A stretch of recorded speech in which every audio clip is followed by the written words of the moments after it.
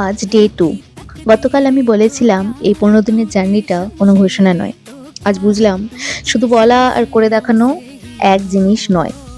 আজ সকালে ঘুম ভাঙাটা একদম সহজ ছিল না। মনটা বলছিল আজ না দিলেও চলবে। কিন্তু আমি জানি এই জার্নিটা এখানেই ভাঙে অথবা গড়ে।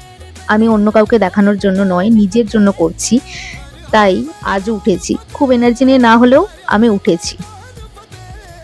আজ খুব বড় কিছু করিনি, খাওয়া-দাওয়া একদম পারফেক্ট ছিল না, ব্যায়ামও খুব নিয়ম করে হয়নি, কিন্তু আমি থামিনি।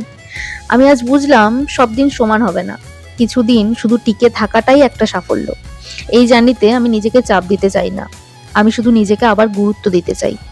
এই ১৫ দিনে আমি হঠাৎ করে বদলে যাব না, এটা আমি আগেও বলেছি। এটাই আমার ডে 2।